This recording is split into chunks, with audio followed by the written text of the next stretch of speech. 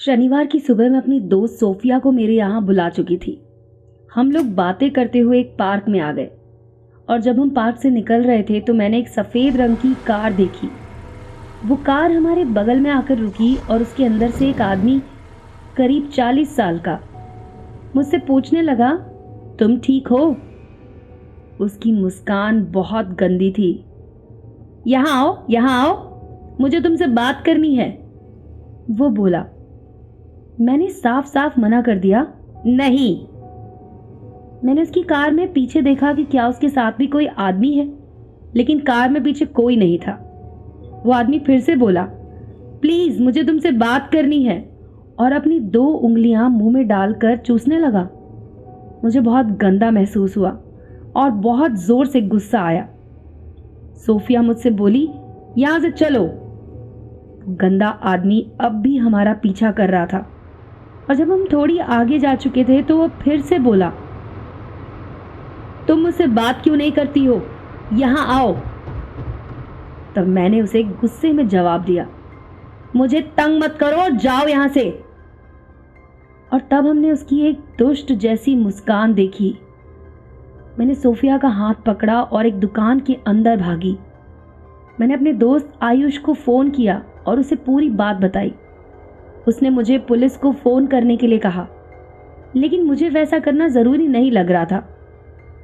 कुछ समय के बाद दुकान से बाहर निकलकर सोफिया और मैं वापस घर की तरफ जा रहे थे। हमें सब कुछ ठीक लग रहा था और तभी सोफिया ने पीछे मुड़कर देखा और वो बोली, वो हमारा पीछा कर रहा है। हमने उस सफेद कार को देखते ही वहां से भागना शुरू कर दिया। भागते भागते मैंने आयुष को फोन किया और मैंने उसे बताया कि वो हमारा पीछा कर रहा है। उसने मुझे मेरे घर के पास वाले पार्क में जाने के लिए कहा। मैंने सोफिया को एक दीवार के पीछे छुपने को कहा और मैं एक दूसरी जगह छुप गई। वो आदमी अब भी हमारा पीछा कर रहा था, मगर वो हमें खोज नहीं पा रहा था। उसके जाते ही हम दोनों जल्दी से दौड़कर घर पहुंचे। घर आते ही मैंने अपने परिवार को पूरी बात बताई। मैंने पुलिस को भी फोन किया, लेकिन पुलिस ने इस मामले में कुछ नहीं किया। पुलिस ने मुझे कुछ बेवजह बहाने दिए और मुझे ये कहा कि अभी वो लोग कुछ नहीं कर सकते हैं। हालांकि सबसे डरावनी बात ये हुई, सोफिया ने मुझे एक घटना याद दिलाई जो करीब 1 हफ्ते पुरानी थी।